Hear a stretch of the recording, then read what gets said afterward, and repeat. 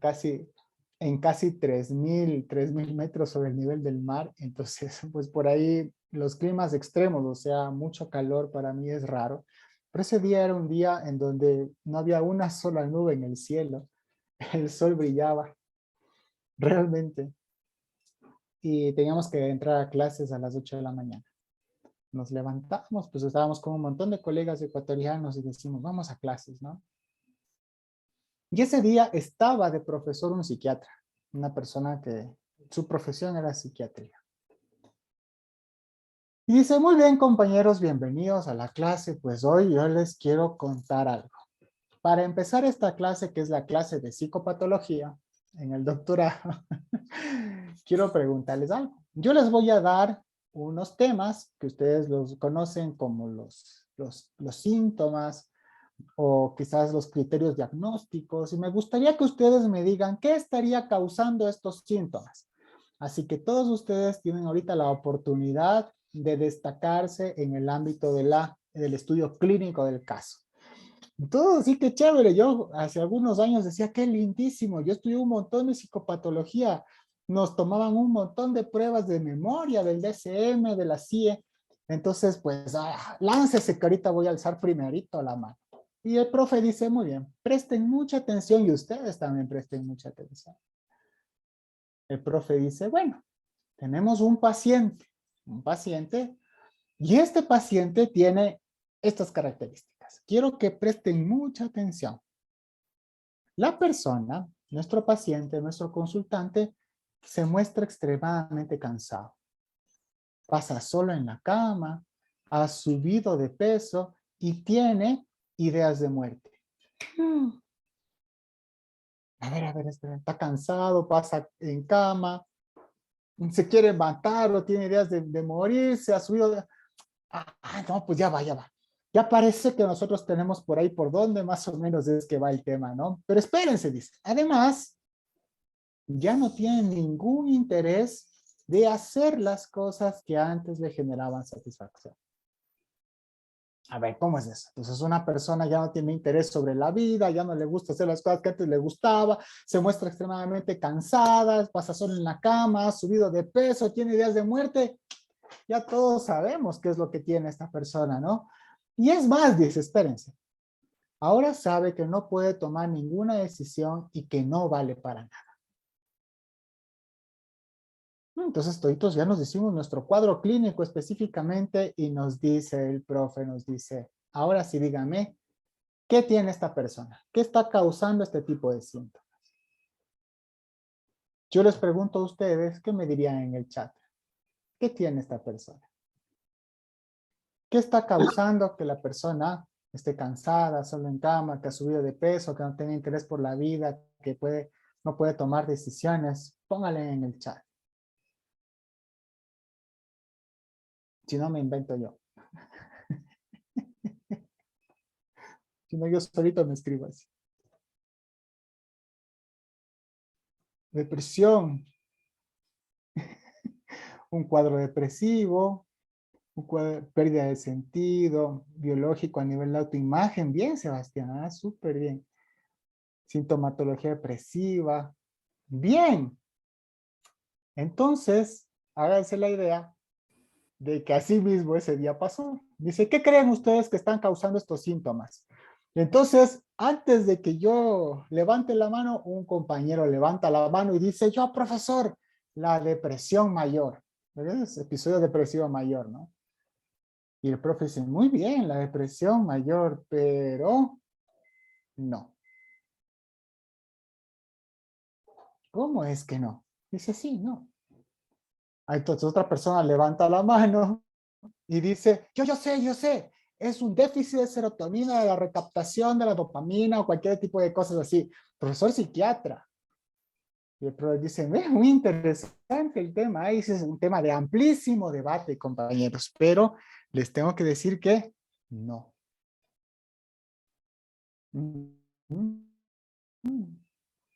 Entonces dijimos, ¿qué es lo que está? Ya sabemos. No. ¿Cómo no nos vamos a dar cuenta? Es que esto es un episodio. Entonces, nuestro compañero del análisis lo que nos está diciendo es que tiene bipolaridad o que tiene un problema en el gen HTT5. Es que el gen HTT5 es un gen muy estudiado a nivel biológico, en donde aparentemente este gen es el predictor del impacto intenso al estrés, es parte fundamental de la teoría de la diátesis del estrés.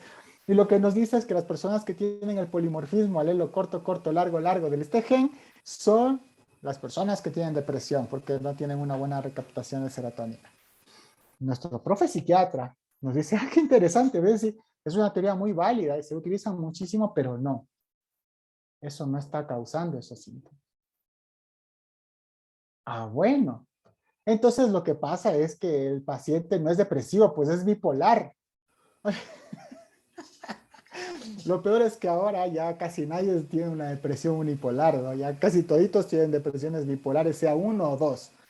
Si por ahí en algún momento de tu vida, por ahí estabas como más activado, probablemente ya, y tuviste depresión, entonces ya eres una persona que tiene bipolar. Por eso le llama ahora el espectro de la emoción, ¿no? El profesor dice, sí es verdad, ¿no? Porque una persona también puede tener los síntomas, pero tiene bipolaridad, pero eso no está causando los síntomas, compañeros. Entonces alguien dice, lo que pasa es que ustedes no saben, pues. Dentro de la terapia cognitiva conductual, incluso dentro de los modelos sistémicos, se habla mucho del pensamiento, pues. El pensamiento de que está guiando nuestra realidad. Y esto es lo que está rehaciendo, esto es lo que causa realmente que la persona esté teniendo este tipo de problemas, ¿no? Y el profesor dice, muy bien, hemos escuchado ahora una hipótesis causal, pero no. Entonces alguien levanta la mano y dice, entonces es la energía transpersonal cuántica ahí centrada en las chakras que no se han alineado, de broma, ¿no? Y el profesor dice, claro, no. A ver, espérense un ratito. ¿Cómo es que no son las energías cuánticas transcraneales o lo que sea? O que el cerebro está fallando, o la hipótesis que más explicación tiene dentro de los contextos biológicos, explicativa me refiero a causalidad, es la hipótesis de la genética. Y no, no es algo que causa la depresión. A mí me gusta una frase de Marino Pérez que dice que el código postal predice más que el código genético. Y sí es real, o sea, es literal. Donde tú vives me puede predecir incluso qué puedas comprar, dónde puedas irte, que realmente, pues lo que dice tus genes. Pero es una buena hipótesis. Entonces, ni las hipótesis biológicas, ni las hipótesis que están relacionadas con que la persona tiene algo distorsionado adentro son las que valen. Entonces, ¿qué es lo que vale? ¿No? Cuénteme, señor profesor, ¿qué es lo que vale? Porque en este momento acaba de echar abajo mis 6 años de formación, porque antes nos formábamos en 6 años, ahora ya es mucho más rápida la formación. Y dice, bueno, entonces, ¿qué será? ¿Qué será aquello que está causando esos síntomas? Dice, a ver, vamos a irnos excepto con la última teoría de los procesos transenergéticos. Vamos a hablar de algo así sencillo. Vamos a hablar un poco de epistemología de la ciencia. Y quiero que por ahí anoten un autor de apellido Pipe. La ciencia en sí no busca muchas cosas como decir y aclarar la verdad. El objetivo de la ciencia muchas veces parecería que es esto, pero este tema de la verdad vamos a tenerlo entre nosotros que solo tienen dos cosas en el mundo. La verdad. La verdad lo tiene la lógica matemática, que está basado en criterios de verdad, y la verdad quizás la tienen las religiones, pero ahí los demás no tenemos verdad. Pero lo que sí decimos quizás es que probablemente lo que nosotros buscamos con la ciencia es tener un postulado un poco menos falso. Un postulado un poco menos falso. Es muy probable que ese postulado un poco menos falso, como lo decía, o lo dice el falsacionismo de Popper, nos esté nosotros ayudando a tener un poquito más cercano a lo que nosotros podríamos creer que puede ser considerado algo menos distorsionado. Que en el mundo de la ciencia existen las ciencias formales y las ciencias fácticas. Que nosotros, los psicólogos, somos una ciencia fáctica que existe en el mundo. Que la psicología, que es una ciencia, no es una ciencia biológica, es una ciencia propia que persigue su propio objeto de estudio. Que la medicina no es una ciencia, que la medicina es una interdisciplina, que se nutre de varias ciencias. Si ustedes preguntan a una persona que hace medicina o gerontología, ¿qué usa para diagnosticar? Así test. ¿Qué usa una persona, un psiquiatra para pues adentrarse a algún criterio? Aparte de la observación clínica, test. Se nutre de la psicología, se nutre de la biología, se nutre de la de quizás los procesos tecnológicos actualmente, de la genética. Que la psiquiatría, por ende, tampoco es una ciencia, la psiquiatría es una interdisciplina. La psicología, lamentablemente, es una ciencia, y le digo lamentablemente porque nos formaron como profesionales y no como científicos. Y que la matemática es una ciencia formal, que no existe, ¿no? La matemática es algo que no existe y que de alguna manera nos permite hablar de un lenguaje general. Y que nos valemos de la matemática, de los métodos científicos, porque además estamos completamente convencidos que no existe una ciencia. Existen las ciencias. Cada una tiene su método de estudio y cada una tiene su objeto de estudio. Entonces, ¿cuál es el problema? Dice el profesor. Dice, espérense, vamos a hablar de estas cosas re interesantes de epistemología. Todos alzan las manos los que dijeron de aquí, quiénes son los que dijeron que esto era problema de depresión. Pues por ahí así, levantando la mano ahí uno ahí como, si no sabemos así. Y dice, está súper bien, sí está bien, es depresión.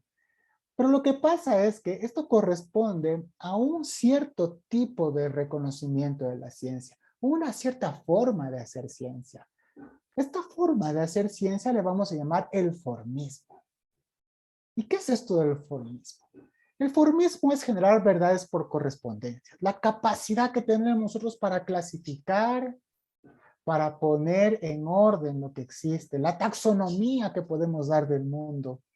O quizás en algún momento, como nosotros somos bien chéveres los psicólogos, acuérdense que, perdón, con todo el respeto del mundo, ¿verdad? Recuerden que estamos en este sesgo. Los psicólogos nos inventamos un montón de síndromes. Entonces, el síndrome de acá, el síndrome de acá, el síndrome de acá. Yo mismo manejo un síndrome que llamamos el síndrome cognitivo atencional. Un montón de síndromes. Entonces, ¿qué es lo que hacemos? Nombrar las cosas. Y está bien, es parte de la ciencia y es parte de la ciencia de la física, de la biología, de la misma taxonomía. Es parte de la ciencia. Pero lo que pasa es que en algún momento se tergiversó. El formismo es una verdad por correspondencia, pero no son verdades explicativas. Entonces, a ver, ¿cómo es eso, compañero profesor? ¿Qué nos está diciendo? Es sencillo. ¿Cómo nosotros categorizamos la depresión? La depresión la categorizamos a través de comportamientos. Recuerden la vieja y conocida definición de la conducta que tiene el conductismo radical de Skinner. Que el comportamiento o la conducta es todo reflejo, toda respuesta que un organismo tiene frente a un estímulo y por tal tiene reflejos o respuestas privadas, es decir, que solo una persona ve, y públicas, que todos los vemos. Entonces, el formismo lo que hizo es clasificar. Entonces, una persona tiene tristeza, no se levanta, sube de peso, baja de peso, se quiere matar, ese tipo de cosas así. Ese tipo de conductas estadísticamente se repiten en la colectividad y le pusieron un nombre. Y el nombre que le pusieron es depresión. Y ojo que antiguamente ni siquiera existía el nombre depresión. Antiguamente existían otro tipo de cosas, como, porque encima más la melancolía, estaba relacionada incluso con un humor bajo, decía más una persona, y es más chévere todavía, pero ahora melancolía suena más a canción de Arjona, pero, pero realmente es como, nosotros antes se nombraba a la persona que estaba así, con un humor bajo, porque físicamente caminaba bajo, al menos era lo que veíamos, pero ahora le atribuimos a través de la ciencia del formismo, le atribuimos a la depresión una entidad. Y eso es un error metodológico y epistemológico. ¿A qué me refiero? Que en una ocasión que yo estaba en un hospital, una persona no quería comer. Y el residente le preguntó, doctor, ¿por qué no quiere comer esta persona? ¿Qué le pasa? Y la persona dice, es que tiene depresión. Entonces lo que me está diciendo la persona es que que la depresión es la que causa el hecho de no comer, pero para haber llegado a la depresión nos basamos en el formismo. Y nuestras investigaciones, y por lo general lo que más se hace en ciencia psicológica, lo que más se publica es dentro del formismo. Correlacionas términos formistas. Por ejemplo, entonces tú dices, bueno, la depresión, ¿qué predice la depresión? Otro tipo de comportamientos, pero son procesos formistas. ¿Está bien? Claro, es una forma de llegar a la verdad y está súper bien. Nadie dice que no, y en la física se sigue haciendo, ¿no? Y en la psicología lo seguimos haciendo. Solo tenemos que tener claro que la depresión no es nada, es una verdad por correspondencia. Ah, bueno. ¿Y eso qué tiene que ver, profesor? Espérense. Luego el profesor dice, acuérdense de las personas que dijeron que era causado por la biología, por parte de algún tipo de proceso cerebral, o quizás dentro de los pensamientos automáticos. Está bien, súper bien. Porque esto es parte del estudio de la ciencia. Pero esta forma de hacer ciencia le vamos a llamar el mecanicismo. Es como una máquina.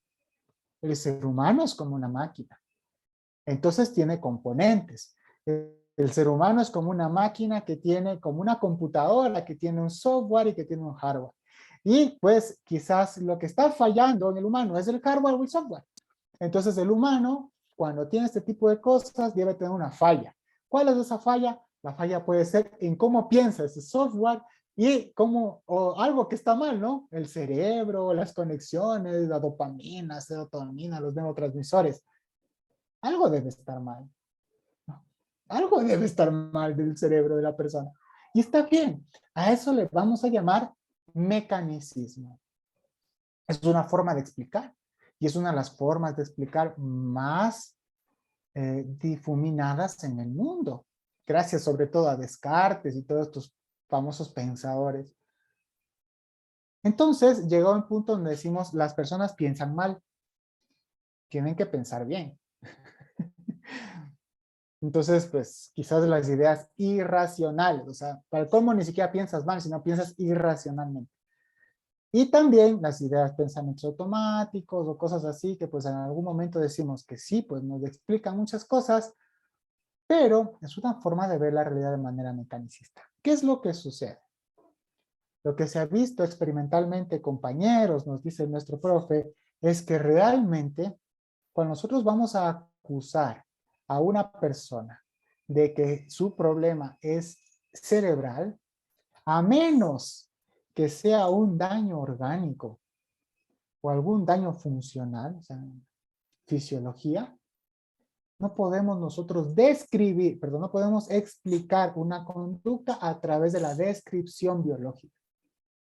Porque lo que sucede es que cuando una persona se introduce pues a una máquina, un electro, o quizás una máquina que esté por ahí, que te diga qué zonas del cerebro consumen más glucosa, qué otras zonas no, y que incluso es atemporal. Súper interesante esto, ¿no? Que cuando tú ves que una parte del cerebro se activa, no la puedes ver en sí, ¿no? Sino que vas viendo específicamente el consumo de la glucosa. Entonces, lo que ustedes ven cuando hacen un estudio en neurociencias, cuando una persona en cadáver, por ejemplo, una persona que se suicidó lo van a ver en cadáver, hacen el estudio en neurociencias del cerebro, es una descripción de la conducta. La conducta no está en el cerebro.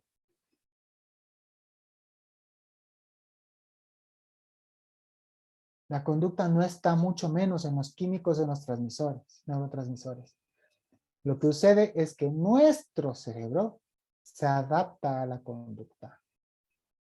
Y lo que tú estás viendo es solo el reflejo de la conducta. Entonces todos nos quedamos así como, espérese, que es que la neurociencia, y es que la neurociencia es una ciencia bien respetadísima, ¿no? Pero técnicamente es La neurociencia no es una ciencia, es la biología en sí, es biología. Entonces es como que decimos el formismo y el mecanicismo están bien. Pero ¿saben cuál es el problema? Que cuando nosotros intentamos generar un cambio en el individuo, cuando agarramos una verdad formista, una verdad mecanicista, estamos agarrando una verdad ontológica. El que está mal es el sujeto. Entonces el que tiene que transformarse es el sujeto, porque el sujeto es el que de alguna manera está alterado, tiene una enfermedad, tiene una depresión. El sujeto es el que tiene un cerebro dañado, tiene un cerebro obeso, como suelen decir algunos autores, tienen un cerebro malo. Entonces, eso no es nada. Cuando vemos dentro de la triada oscura, pues tiene un cerebro malo, cerebro perverso, un cerebro oscuro. Entonces el dañado, es el estigmatizado nuevamente. Resulta que la psiquiatría y parte de la psicología clínica, que la psicología clínica no implica que sea psicología centrada en patología. Paradójicamente la palabra clínica tiene mucho que ver con el término del estudio. O sea, somos psicólogos que estudiamos ideográficamente, o sea, que estudiamos casos de un solo individuo. Esa sería la clínica, es una forma de hacer estudios. Pero en algún momento, pues el psicólogo clínico es como que se dedicó a ser un mini psiquiatra. La psiquiatría ha sido esta ciencia formista y mecanicista, que ha intentado poner y poner a través de un montón de cosas que también tienen un gran poder político, el hecho de qué humano está mal y qué humano está bien. Es como una antigua inquisición, dicen algunos autores. Pero es una forma de hacer ciencia, y una forma de hacer ciencia dentro del formismo y el mecanicismo. Pero lo que sucede es que hay otra forma de ver la verdad. Y modificar la realidad ontológica, no solo que es re complejo, siempre se intentan, ustedes han de saber que incluso vamos a modificar algo que pasa en el cerebro del humano y muchas medicinas psiquiátricas, entre ellos los antidepresivos, ni siquiera atraviesan la barrera del 60% de efectividad versus grupo control. Entonces, técnicamente lo que decimos es que hay otro camino de ver esa verdad. Y ese camino de ver la verdad es una verdad un poco más molar. Porque lo que habíamos visto hace un rato dentro del mecanicismo es que por lo general se hacen análisis moleculares. ¿Qué es lo que le sucede al organismo adentro? Pero cuando decimos, a ver, ¿realmente el problema está adentro? ¿Qué pasa? Hay otra forma de ver la verdad. Y otra forma de ver la verdad es el contextualismo. Entonces el contextualismo nos dice primero que un comportamiento que se produce en un determinado tiempo y en un determinado espacio está supeditado a su contexto. Es decir, que el contexto influye en el organismo y el organismo influye en el contexto. ¿Cómo influye el contexto en el organismo? A través de la presencia de un montón de estímulos que podría llegar a tener el organismo. ¿Y cómo el organismo influye en el contexto? Pues a través del comportamiento. Y una forma de ver la realidad en el mundo de la psicología le vamos a llamar el contextualismo funcional. El contextualismo funcional es porque nosotros vamos a estar en proceso de análisis de funciones. Es decir, ¿para qué funciona esta conducta en este contexto? Porque la regla sería, si es que esta conducta no funcionaría para algo, entonces esa conducta no se produciría. Es por eso que para el contextualismo funcional lo que nos interesa primero es la relación que existe entre el organismo y su contexto. Eso para nosotros también es psicología. Para nosotros la psicología entonces y la conducta es en relación. La conducta no existe per se. Lo que existen son relaciones funcionales. Y los psicólogos estudiamos relaciones funcionales, que técnicamente sería nuestro objeto de estudio, pero que para algunos psicólogos también le podemos llamar, y esto es más complejo todavía lo que viene del interconductismo, el desligamiento funcional. Porque también tenemos que tener una especificidad tal para decir que este es objeto de estudio de la ciencia. Pero la relación es biológica y es social. Pero estudiamos las relaciones que existen en un acto en contexto. ¿Cómo se produce un acto en contexto? A través de un organismo que aprende una historia de vida. Y esto le llamamos el contexto histórico. Y al contexto en donde el organismo desarrolla un comportamiento que le vamos a llamar el contexto situacional. Entonces, el problema y lo que causa que una persona no se levante no está en la persona, está en su relación con el contexto. No está adentro de la persona, está afuera de la persona. La persona puede tener ansiedad, angustia, puede tener trastornos de personalidad, pero eso no implica que esté dañada la persona y que tenga una enfermedad. Lo que diríamos entonces que hay una enfermedad en el contexto y nadie dice eso. Nadie dice que lo que yo sufro es de capitalismo, a pesar de que sea un meme por ahí. Pero sí es real. Nuestros problemas están afuera, no dentro. Y el problema está en cómo nos relacionamos con ese ambiente. ¿Y cómo nos relacionamos con ese ambiente?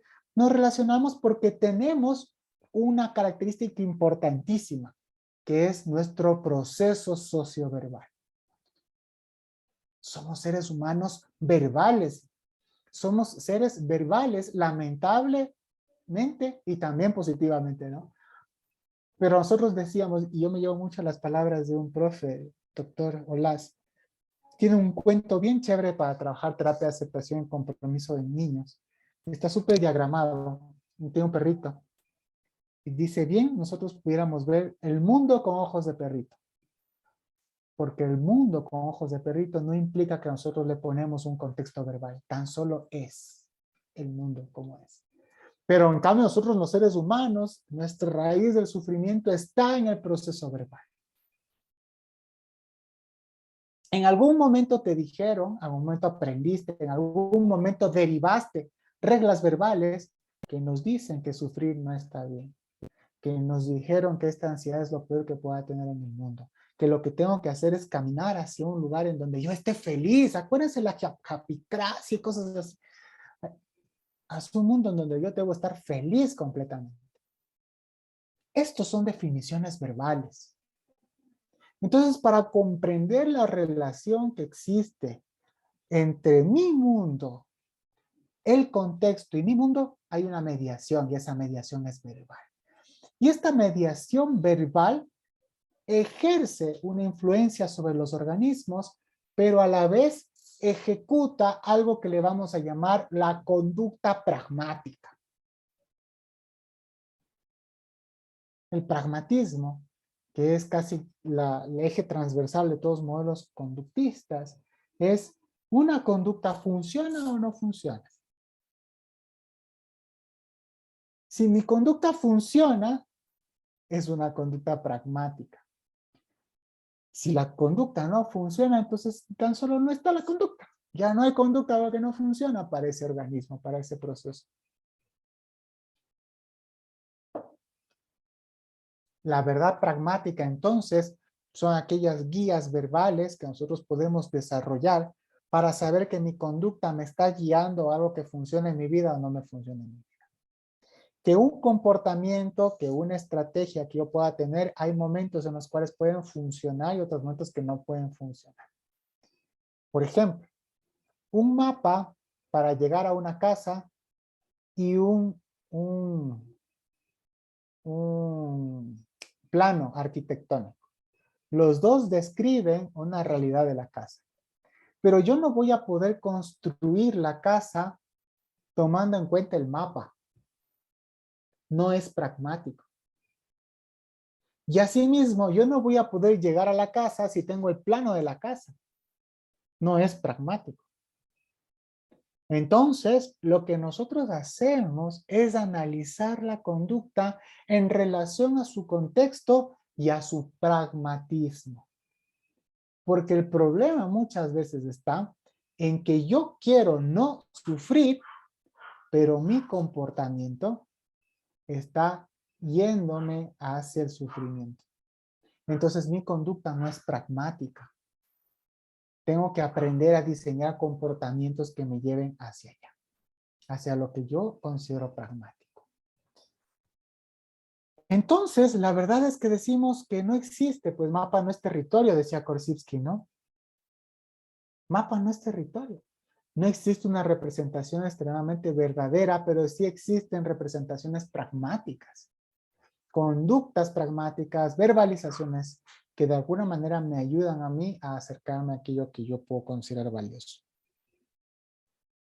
El contextualismo funcional entonces será esto: utilizar nuestra unidad de análisis para saber que un comportamiento está en función de un contexto histórico, que son los estímulos discriminantes y los operadores motivacionales, y un contexto situacional, es decir, donde yo ahorita me estoy desenvolviendo, que son los estímulos con los cuales yo tengo contacto.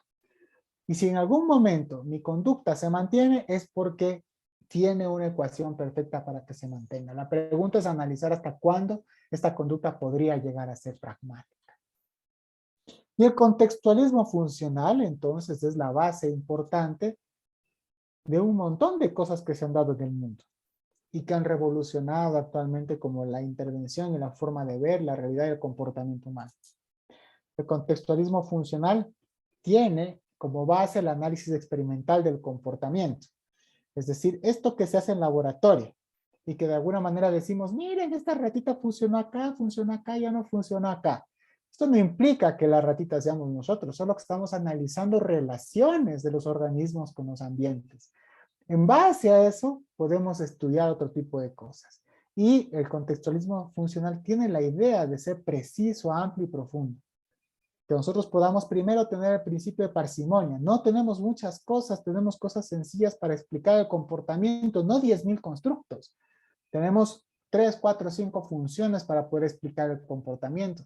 Además, que está en muchas ciencias, en la sociología, en la antropología, en la economía conductual, y que podemos analizar el comportamiento y utilizar la tecnología para empezar a transformar también realidades.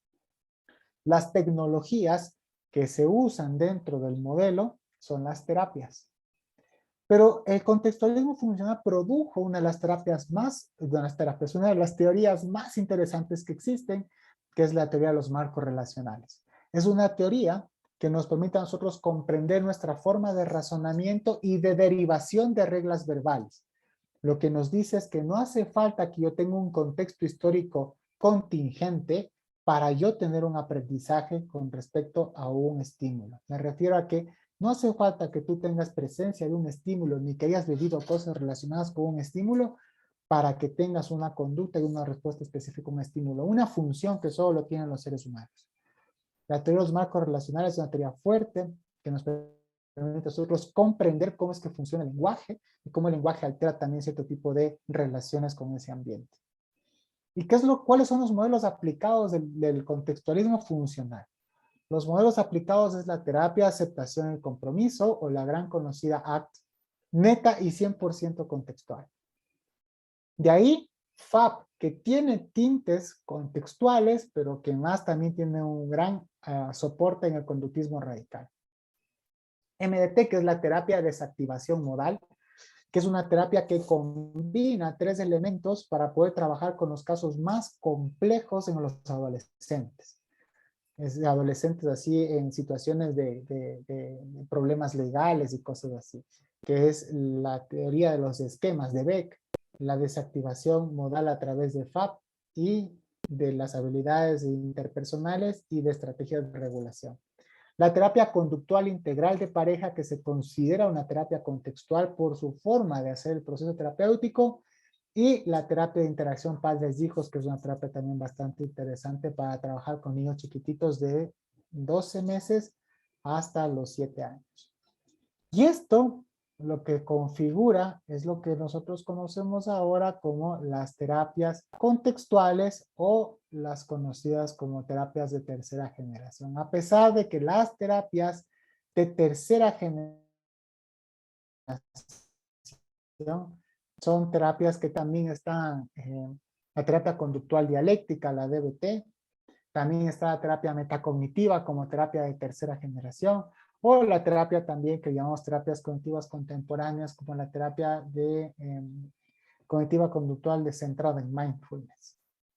¿Qué es FAP? La FAP es la terapia analítico-funcional. Es una terapia muy bonita en donde el modelo es generar en sesión, hacer un entrenamiento de habilidades, en donde tú te conviertes en una persona que entrena. O sea, la relación que tú tienes con tu paciente es una relación terapéutica, es decir, tu relación ayuda a que las personas puedan aprender una cierto tipo de forma de relacionamiento con el mundo. Y la pregunta es, bueno, ¿no? ¿Y qué tiene que ver eso con el paciente que tiene depresión? Primero, ¿cómo conceptualizo el caso? El caso entonces, cuando el profesor me preguntaba, ¿qué es lo que causa esto? Entonces las personas dijeron depresión, pensamientos, ansiedad, lo que sea. Si lo vemos desde el formismo y desde el mecanicismo, sí. Pero si lo vemos desde el contextualismo funcional, diríamos que lo que está causando es la relación que ese comportamiento tiene con su contexto. Por ende, los problemas de salud mental no son problemas que de alguna manera podemos decir que están adentro del individuo, ni son enfermedades de una mente que no existe. Son conductas, son comportamientos. Los comportamientos y los problemas de la salud mental son problemas morales. Para poder ver contextualmente esto, diríamos entonces que si nos centramos en el mecanicismo, en el formismo, el problema está dentro de la persona. Pero en el contextualismo, la persona está dentro de un problema. Asimismo serán los problemas de la salud mental. La salud mental es un proceso político y social. Pero si nosotros quisiéramos ponerle un nombre, ponerle causas a ciertos comportamientos, diríamos que el problema no está en el individuo, está en su contexto. Y la persona está metida en un contexto específico.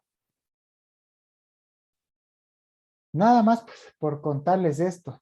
Y ese mismo día creo que a nosotros se nos abrió el cerebro completamente.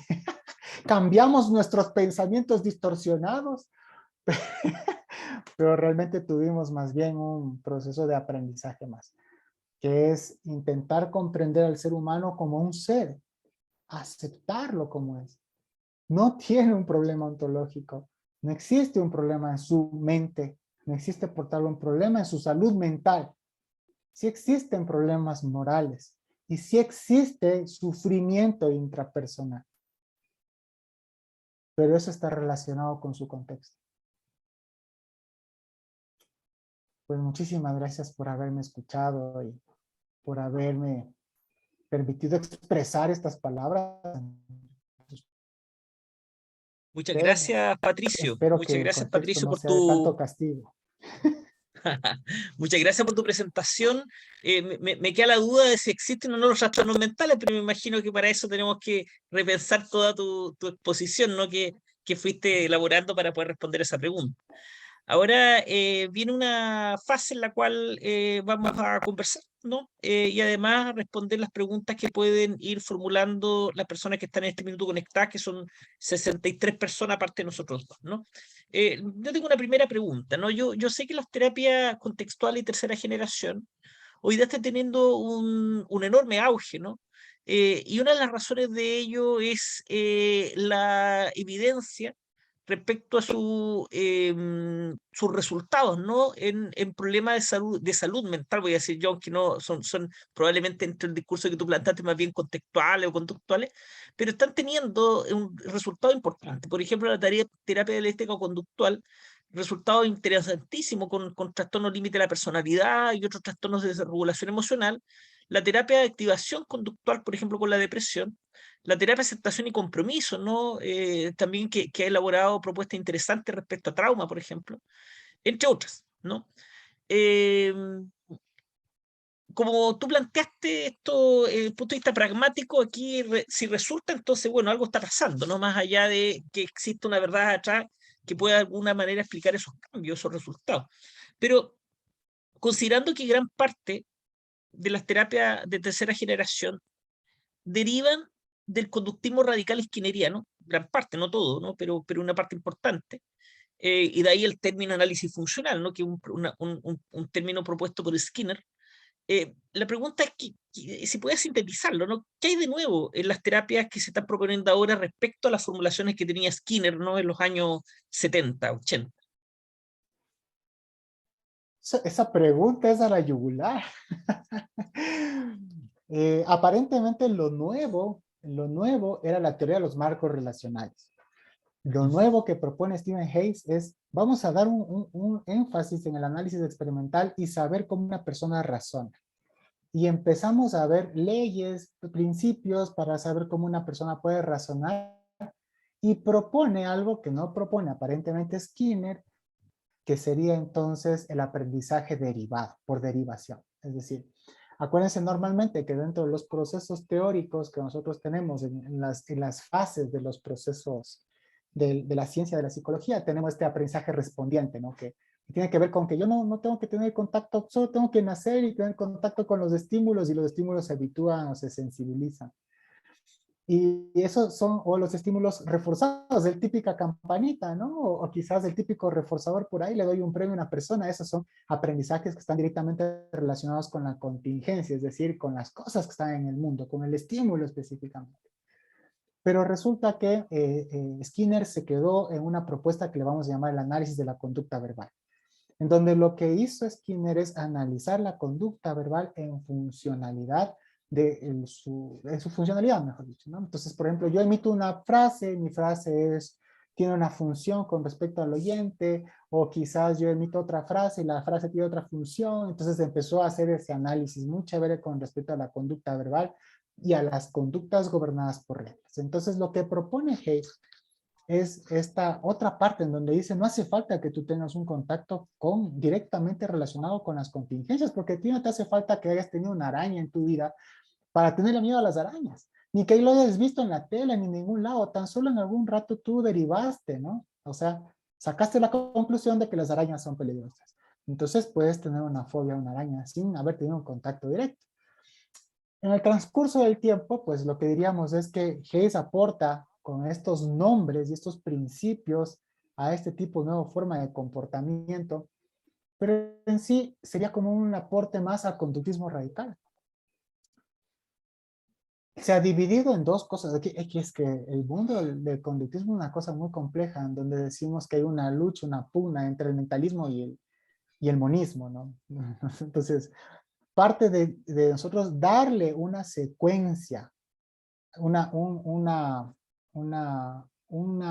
entre comillas, una causalidad a la derivación verbal, sería ser mentalistas.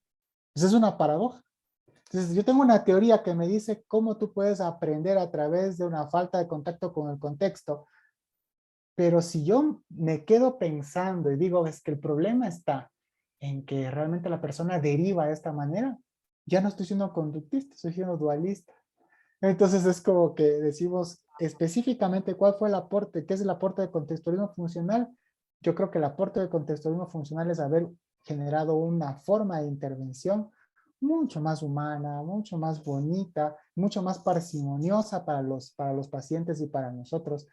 Y sobre todo que tiene ya montado un montón de evidencia, porque ¿qué es lo que hacemos muchas veces con las terapias contextuales? Lo que hacemos es, lo podemos explicar desde cualquier otro principio del conductismo radical y no necesariamente desde derivaciones. Otra cosa importante que yo podría ver de este aporte de Hayes es que es inmenso no solo para los procesos de la terapia, sino también para procesos de adquisición del lenguaje, para problemas en personas con espectro autista, donde se les enseña a derivar, a que puedan tener este tipo de formas de utilizar este tipo de reglas. Entonces, por ahí diríamos que el conductismo radical fue tan amplio que pudo haber llegado incluso a proponer las bases para la teoría de los marcos relacionales. ¿Qué ha aportado de diferente? Nada, se sigue en la misma línea. Por eso es que muchos contextualistas funcionales se hablan y se dicen que son conductistas radicales. Otros se mantienen en la línea de contextualismo funcional, probablemente bajo la crítica de ser dualistas.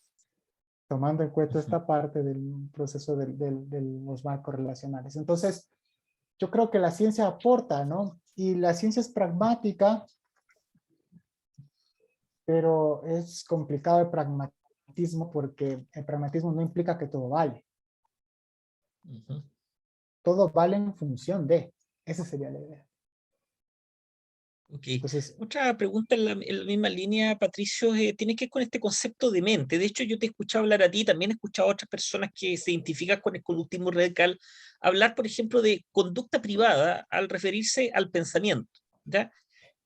Claro, es una forma a lo mejor distinta de denominarlo, pero que no solamente es una forma distinta de nominarlos, también es una consideración sobre si existen o no estos procesos mentales, ¿no? Que además está muy vinculado con la pregunta inicial de esta jornada, ¿no? Entonces, la pregunta es, ¿qué hacen ustedes con lo mental? Por ejemplo, en el trabajo terapéutico. Las personas tienen la experiencia personal de pensar, de soñar, de tener expectativas, de tener fantasía, y que muchas veces estos pensamientos, estas fantasías repercuten en su estado anímico. O sea, hay una noción de elementos individuales, internos, mentales, que ligan a los problemas que pueden estar manifestando externamente, ¿no? Esto va en la línea de lo que comenta también una colega, ¿no? Betsy, cuando habla de si bien el problema es el contexto de los observadores, cada individuo, dice, por lo tanto, sigue siendo un problema interno, ¿ya? Y una posible solución, lograr entrar en esa visión del individuo, ¿no? Quizás no con las mismas palabras, pero también viendo, bueno, qué pasa internamente, ¿no? Y no solo contextualmente. ¿Qué me podría o qué nos podría decir respecto a eso? chévere, dos cosas importantísimas. Yo uso la palabra mente y para nuestros colegas y para los pacientes, para los consultantes también uso la palabra mente. No tengo ningún problema con la palabra mente. El problema está en que científicamente nosotros querramos estudiar la mente. Si la mente es una materia que no existe, o sea, realmente no existe. Entonces, solo reemplazamos. Antes estudiábamos el alma y hoy estudiamos la mente. Entonces, el proceso está en darle a una entidad metafísica el origen de nuestros conflictos. Eso sería como el problema con respecto a la mente. En cambio, cuando hablamos de conducta privada, operacionalizamos técnicamente eso que está sucediendo adentro. Es conducta porque responde a los principios del aprendizaje. Es decir, una verbalización privada, o sea, una verbalización interna, también se refuerza, se mantiene, se extingue, se castiga. Se castiga como principio del aprendizaje, me refiero, ¿no? O sea, se castigan, etc. Entonces, una verbalización responde a los mismos principios que nosotros podemos ver afuera. Con respecto a los sueños, es una de las cosas más interesantes que hay, porque hasta ahora lo que se sabe es que los sueños ocurren como reflejo. Y es una de las cosas que tenemos que la ciencia, los que están metidos en este aspecto del estudio de los sueños, es algo que los deben seguir investigando. Pero no corresponde a una mente, corresponde a una conducta. Entonces es una conducta porque es que es bien complejo también, porque acuérdense lo que decía Watson, que ni siquiera existe, decía él, existen pensamientos que ocurren, a pesar de, estoy hablando hace más de 100 años, hoy nosotros estamos conscientes que probablemente sí existen pensamientos reflejos, ¿no? Que ocurren, pero cuando ocurren pensamientos hay verbalizaciones, y son verbalizaciones privadas hacia adentro, conductas privadas. Segundo, realmente el problema no está en esos reflejos. Nosotros creemos que sí, y nos hemos acostumbrado a ver que sí. El problema está en que yo piense o que tenga una idea mala. Y nosotros lo demostramos así como un ejemplo bien sencillo, ¿no? Un recuerdo de un momento positivo y un recuerdo de un trauma, ¿sí? Y le preguntamos así, ¿cuál de los dos es bueno o malo? Le preguntamos a una persona. Es un experimento bien rapidísimo. La persona va a decir el recuerdo del trauma es malo y el recuerdo del bonito momento que vivieron, ese es bueno. Pero si nosotros nos ponemos a analizar fríamente, los dos son recuerdos. Entonces el problema no es del recuerdo, el problema es de la relación que el individuo tiene con ese estímulo privado. Entonces, si la persona identifica este recuerdo privado como malo, lo que va a intentar es eliminarlo. Y cuando lo intenta eliminar, deja de tener una conducta pragmática. Por ponerle el ejemplo, Mi conducta pragmática es estar con mis hijas y jugar y reír y molestarles y salir a correr. Pero como tengo ansiedad, tengo que primero quitarme la ansiedad para ir a mi conducta pragmática. ¿Por qué? Porque he derivado, he aprendido o me han enseñado que eso es malo y no debería estar. Entonces, el problema no está en que yo tenga una sensación, una emoción, una ansiedad, un pensamiento, un recuerdo, sino cómo me relaciona ese recuerdo y cómo, al relacionarme con esos eventos privados, termino anulando mis eventos públicos. Por intentar escapar de sus eventos privados, termino. Y ahí nace la famosísima depresión, porque ese es un tema más interesante con respecto al proceso de los análisis de los estímulos en sí, ¿no? Pero así más o menos sería. Entonces, lo que yo tengo que ayudar, o lo que se ayuda a las personas a generar es habilidades. Habilidades para relacionarse con sus eventos privados y habilidades para relacionarse con los eventos públicos.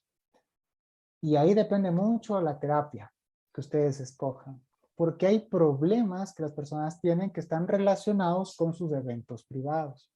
Y eso le llamamos problemas intrapersonales. Pero también hay problemas que están, o sea, están, pero se los ve clarito relacionados con los otros, que son los eventos interpersonales. Entonces, por eso es que también depende de qué terapia uses para qué determinado problema. Entonces, tú vas a tener, por ejemplo, DBT cuando las personas tienen problemas intrapersonales. Tienes ACT cuando la persona tiene problemas interpersonales, cuando no puede relacionarse de una mejor manera con esos eventos privados.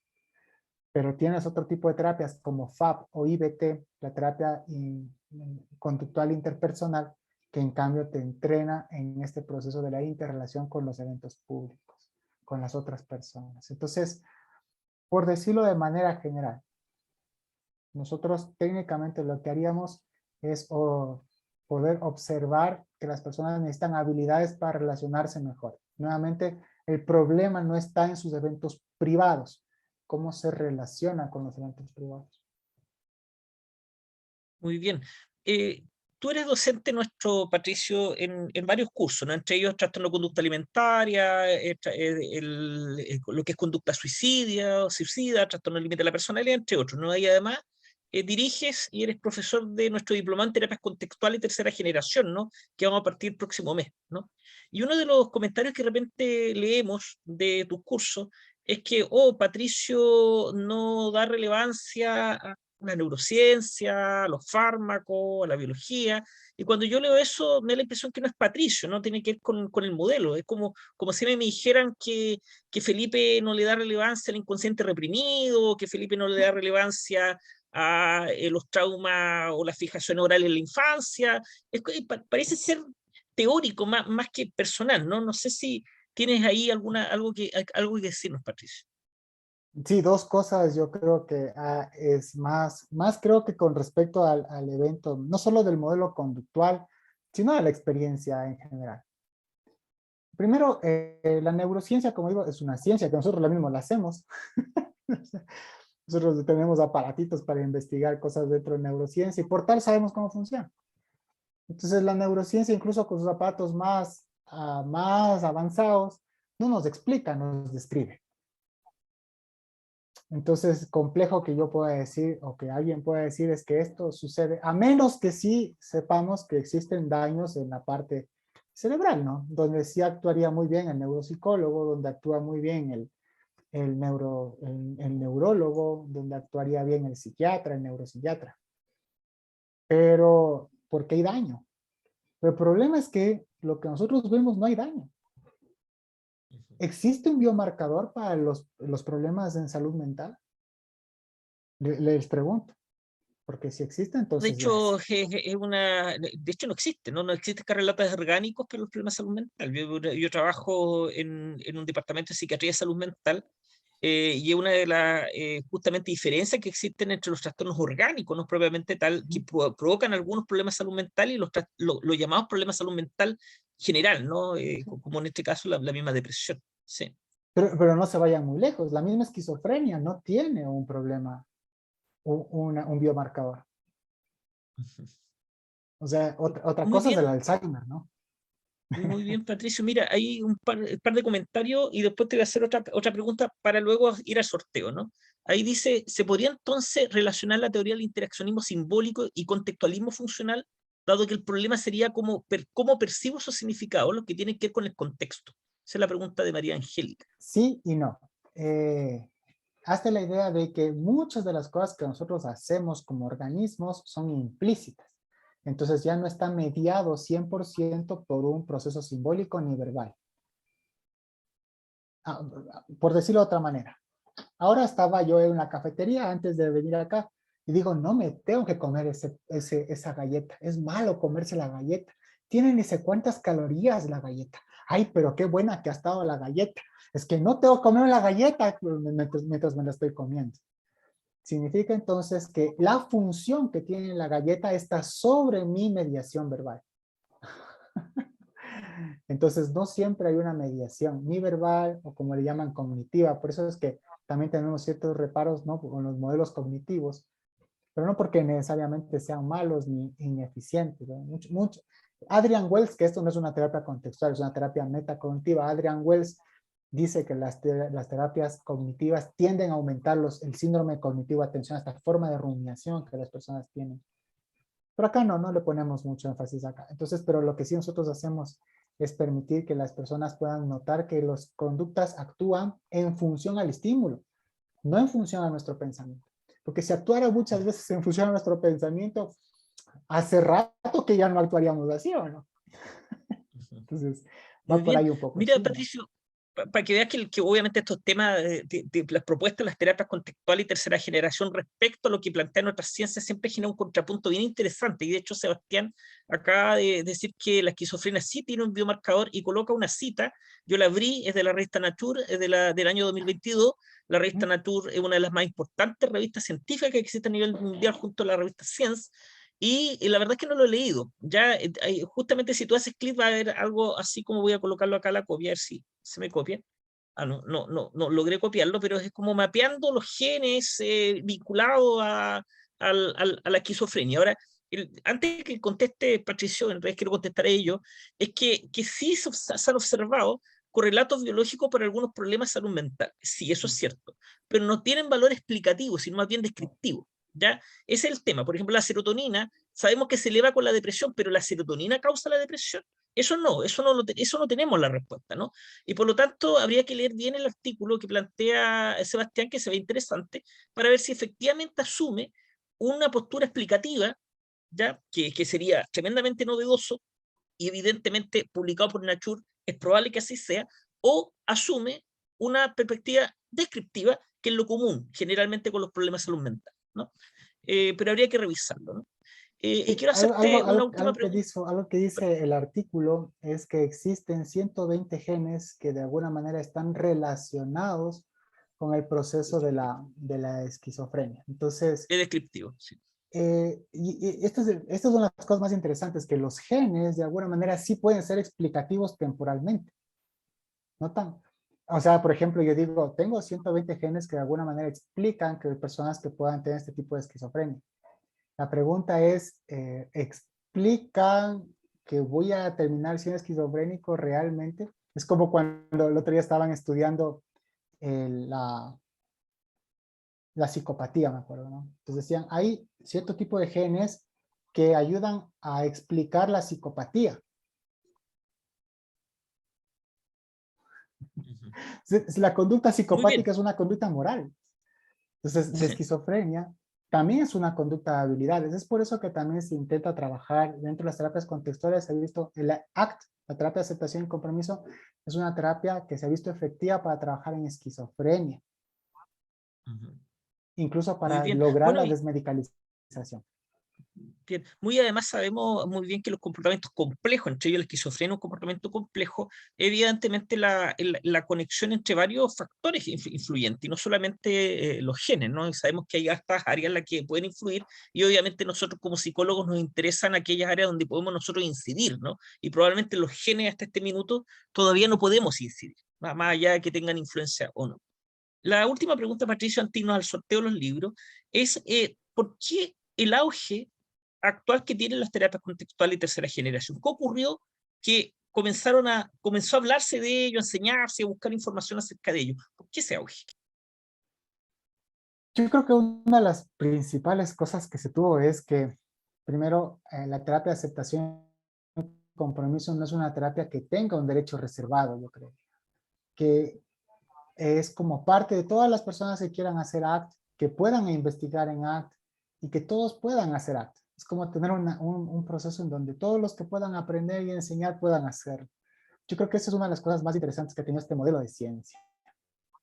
Es un modelo de ciencia que nos permite a nosotros saber que de alguna manera pues es abierta y está a esas críticas, ¿no? Existe una asociación dentro de eso. Otra de las cosas yo creo que también tiene mucho que ver con el marketing, por el mismo hecho de poner terapia de tercera generación, quizás tenga mucho que ver también con el hecho de que la gente no quiere estar en la segunda, quiere estar en la tercera generación. Pero verán, esto que les voy a contar ahorita es unas cosas que probablemente puedan ser más controversiales. Es que nosotros los psicólogos siempre estuvimos en un limbo, al menos yo en mi formación. Si yo no sé, soy biólogo, no sé, o sea, soy biólogo porque me gusta la parte del estudio de la genética, la biología y de la neurociencia, o soy sociólogo, ¿no? Porque me gusta la parte de la influencia en los procesos de cómo va el contexto social sobre el organismo. Entonces llega nuevamente el conductismo y te dice, oye, tú eres un científico de la conducta y eres pero tan fuerte tu ciencia como otras duras, como quizás la física, como la biología, e incluso podríamos decir que eres más dura que la matemática, porque al menos eres real, existes. Y esto parece que devolvió muchísimo con esta forma de volver la psicología a la ciencia dura. Es decir, oye, es cierto, la psicología es una ciencia experimental, es una ciencia dura, una ciencia que se hace en laboratorio, una ciencia que se explica desde acá, etcétera, etcétera, etcétera. Entonces yo creo que esto de devolverle una entidad a la psicología ha sido uno de los grandes aportes y por qué muchas personas han vuelto al conductismo radical, a esto que se creía superado, que en algún momento decían, no, pues esto ya se superó, ahora es el cognitivismo, etcétera. Pero entonces llegaron a un punto en donde dijeron, no, nuevamente nuestra ciencia es una ciencia dura, es una ciencia fáctica, es una ciencia real, y que por tal tenemos los mismos principios y las mismas fortalezas que otro tipo de ciencias. Y aquí también se habla de tecnologías, ¿no? Entonces, así mismo como otras ciencias tienen su tecnología, nosotros tenemos nuestras tecnologías que obviamente son la modificación y la predicción del comportamiento. Entonces, yo creo que eso también es una de las cosas más fuertes que se empezó a dar. Y esto es una crítica a todos, ¿no? Incluso a los clínicos y psicólogo clínico, ¿no? Entonces, es como la idea de que el clínico es una persona que tiene que saber de biología, de neurociencias, de serotoninas y de la influencia de cosas sociales, ¿no? De la política, de cómo se llevan las personas, y es porque otros modelos los explican muy bien desde ahí. Por ejemplo, el EMDR, que es una terapia que también conocemos mucho acá, es una terapia que intenta explicar sus cambios a través de los cambios cerebrales. Tiene un montón de estudios de este tipo de cosas, de correlatos biológicos. O quizás explicar por qué una persona tiene tristeza, que tiene depresión endógena que ni existe, o sea, ni existen en los diagnósticos, me refiero, ¿no? Que ni existe diagnósticamente. ¿Por qué? Porque tiene pues un problema biológico. Entonces es como, hey, somos psicólogos, ¿por qué no hacemos psicología? ¿Y qué es la psicología? El estudio del comportamiento personal de un individuo. Entonces es como que yo creo que por ahí también es uno de los plus interesantes que hizo que otra vez ¡puf! Reviente todito. Y dice, Muy oye, bien. tú no eres biólogo, eres psicólogo. Entonces va por ahí. Muy bien, Patricio. Hay un comentario de Mariela respecto a la epigenética. Tengo entendido, puedo estar equivocado, que la epigenética intenta influir en la expresión fenómica del gen, ¿no? Y no la modificación del gen propiamente tal, ¿no? Y tengo entendido que eso se hace a través de una interacción entre lo que es biológico y lo que es ambiental. Ya, eso es lo que al menos tengo acá, porque no me he metido a estudiar la epigenética, pero eso creo que es más o menos lo que implica o representa la epigenética, ¿no? Bueno, pero igual un material interesante, un tema interesante que se podía explorar, ¿no? Respecto a la epigenética y la posibilidad de influir sobre, en este caso, la información genética. ¿Ya? Muchas gracias, Patricio. Te voy a pedir que permanezca nomás para despedirnos, porque vamos a hacer ahora el sorteo. Ya, el sorteo, como dije, vamos a sortear 2 libros. Uno es este, que se llama Superar la experiencia traumática, que salió en mayo a la venta. Y el otro es Problemas, Soluciones y Cambio, que también salió en mayo a la venta, ¿no? En este sorteo, yo tengo un listado de los 280 y tantos inscritos para esta webinar, y vamos a sortear 2 números, ¿ya?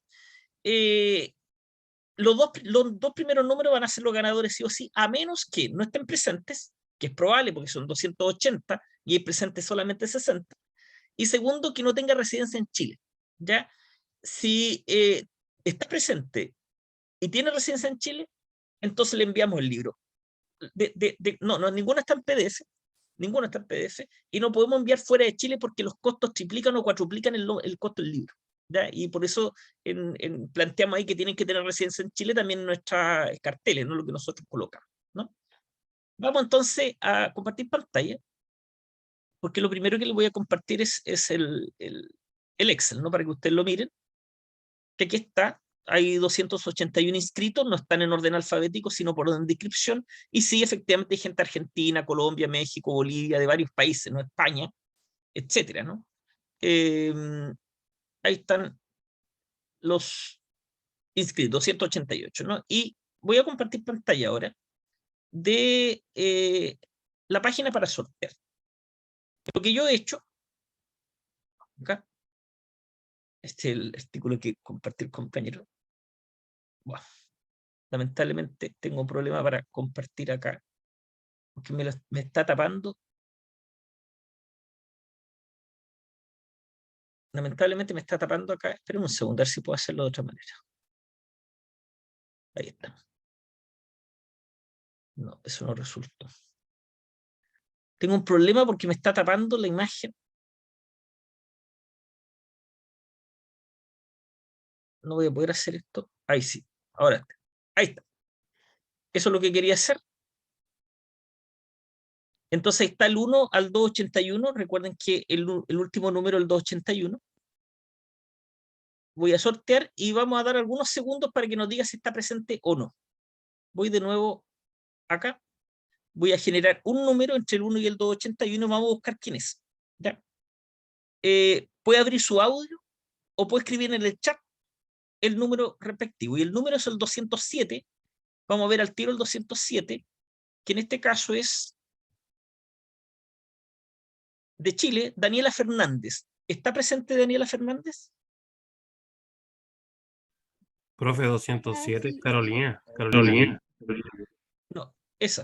Este es el número. Sí, acá Ese. Daniela estoy. Daniela Fernández. Daniela Fernández. Sí. Vale. Bien, Daniela. Entonces te voy a pedir que te quedes aquí hasta cuando cerremos, porque te voy a pedir algunos datos. ¿Ok? Ok, Muy bien. Felicitaciones, Daniela. Vamos al segundo. gracias. Vamos a generar un nuevo número entre el 1 y 281. El número Felipe, generado es el 63. ¿por qué Vamos decía a 60. 208? Este es el número que tienen que... No, este es el número que tienen que mirar, el que estoy marcando acá, ¿no? Ok. Es Constanza Contreras de Chile. ¿Se encuentra presente? Parece que no.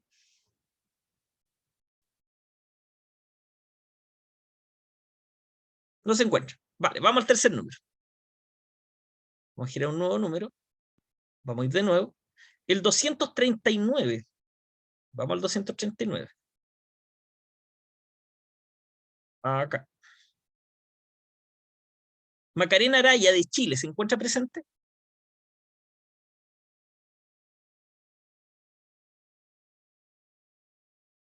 Creo que no. Vamos al siguiente.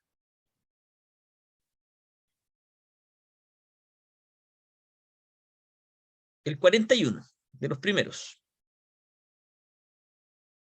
El primero de todo esto ganó el de superar experiencia traumática. Estamos hablando ahora de problemas y solución. El 41 creo que dije, sí. 41.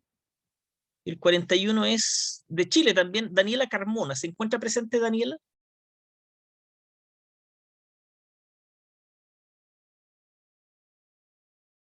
Están toda la web. Vamos al siguiente. Ya vamos a encontrar a alguien. Paciencia, el 112.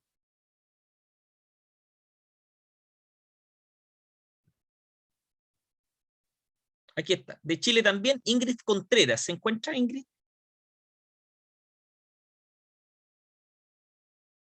Creo que tampoco. Ingrid. Vamos, iba a seguir rápido esto. Vamos al siguiente. Tienen que estar atentos, ¿no? Todos cruzando. 231. 231, falta poco. Vamos a llegar. Acá. Rocío Castillo, de Chile. ¿Se encuentra? ¿Rocío? Tampoco. Rocío la una. Rocío las dos. ¿Hay algún comentario en el chat? Vale, no era. Vamos, al siguiente. El siguiente, el 281, el último. Que también es de Chile y es Cristian Chávez. ¿Te encuentras, Cristian?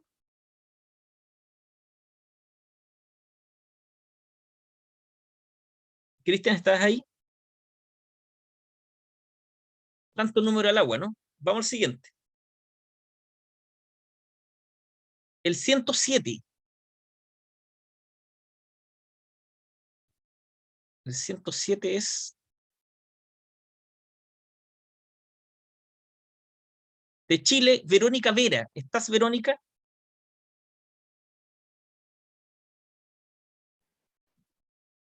Un poco está Verónica. Mucha gente se inscribe y luego no aparece, ¿no? Aquí saca. Mejor soltar entre las presentes. Ah, no. Vamos, la siguiente. 276. La mayoría está dentro de los 200. ¿Eh? 276.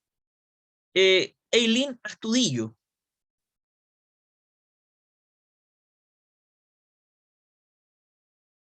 Eileen Astudillo.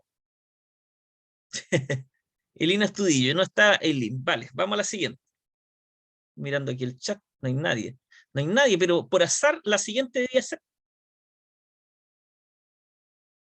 A ver, es un número más pequeño, todo alto, 248. 248 es de Chile, Yasna Vergara. ¿Te encuentras, Yasna? Parece sesión de espiritismo. ¿Estás? No está. Es que entre los que están presentes no se puede, porque no tenemos listado. Entonces, el 271 piden ahí. Ya vamos, si va a salir.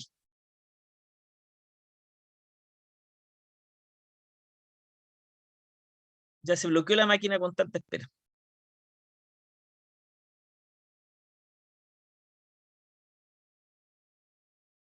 Se bloqueó la máquina. A ver.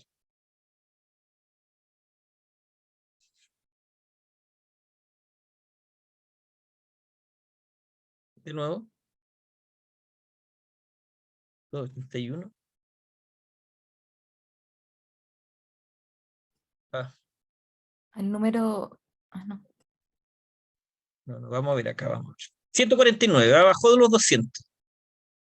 149 es de Bolivia, Lisette Cerro Grande, pero solamente si tiene alguna domicilio en Chile donde se puede enviar el libro, si no, no puede ser.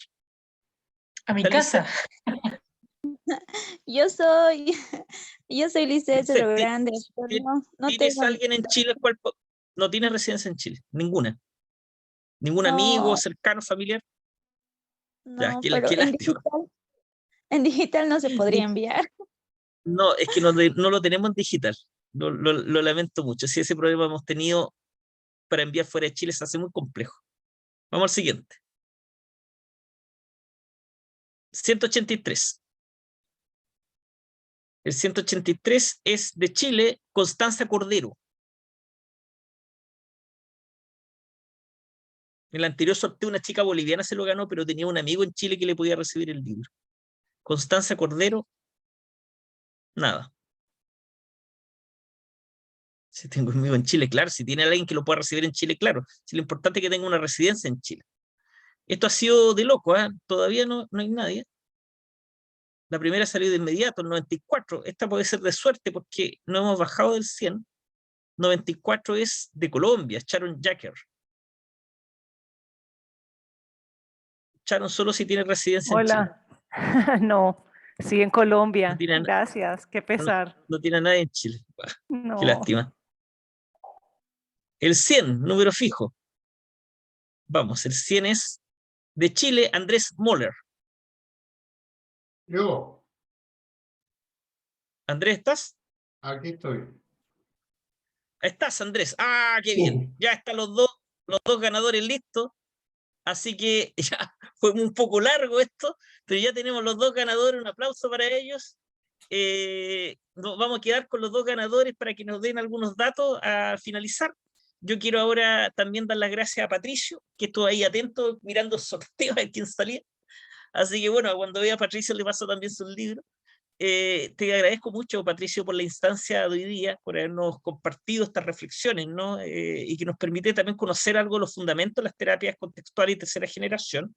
Y bueno, te esperamos en el inicio de este diplomado que ya parte la primera o segunda semana de agosto. Ya ahí te tendremos inaugurando este diplomado, y la que espero que las personas interesadas también puedan ahí buscar información e inscribirse. ¿Ya? Muchas gracias, Patricio. Muchas gracias a todas las personas que están acá y estuvieron conectados. Justo a las 9, así que fuimos muy puntuales con esto. Así que gracias a todos y todas. Y estamos en contacto. Viene una nueva jornada, también con sorteo de libros, sobre terapia pareja. ¿Ya? Eso lo van a ver en nuestra página de CECIS Chile para que se puedan inscribir. Que esté muy bien. Muchísimas Gracias. gracias. Bye, bye. Nos vemos en el diplomado. Cuídense mucho. Hasta luego. Nos vemos. Gracias, Muchísimas Doc. gracias Bye. por todo, una oportunidad increíble para aprender, de verdad. Muchas gracias. Gracias. Bueno, se encuentra entonces Andrés Moller. Aquí estoy. Excelente, Andrés. ¿De qué ciudad eres, Andrés? De Santiago. De Santiago. Ya, va a ser facilito. Excelente. ¿Y está también, quién era la otra persona? ¿Está por ahí? Daniela, Daniela. Hola, Daniela. ¿De qué ciudad eres tú, Daniela? de Calama, segunda región. De Calama. Calama, sí. Excelente. Sí, vamos a enviar allá, en este caso de Daniela, el de trauma, y el de Andrés, el libro de problemas, ¿no? Lo que les voy a pedir es que envíen a inscripciones@cesis.cl o a la página de Instagram a través del DM sus datos, que son nombre, dirección, teléfono, email, y además, si lo quieren dedicado, firmado o algo, o lo quieren que lo enviemos así, ¿no? Ya, eso tienen que indicar, ya sea al correo, ya sea a nuestro Instagram, ¿no? ¿Cuál es el correo? ¿Cómo? El correo es inscripciones@cesis.cl. Lo voy a escribir acá en el chat para que lo puedan ver, ¿no? Pero también lo puede hacer a través de Instagram, ¿no? Inscripciones@cesis.cl. Ese es nuestro correo. Entonces, necesito nombre, dirección, mail, teléfono, y si lo quieren dedicado o no. Y con eso estamos enviando, yo creo que ya el día jueves, los libros a su domicilio. ¿Ya? Excelente, muchas gracias. Y No, muchas excelente, gracias a ustedes Patricio. Eso, Muy muchas gracias a ustedes por haber muy participado. buena charla. Excelente, excelente. Pues muchas gracias Listo, a ustedes muchas por venir. Muchas gracias. gracias. Hasta Gracias. luego. Gracias, Pato. Cuídate Gracias, mucho y Doc. estamos en Cuídense. contacto. Que nos vemos. Bye, Cuídense. bye. Chao.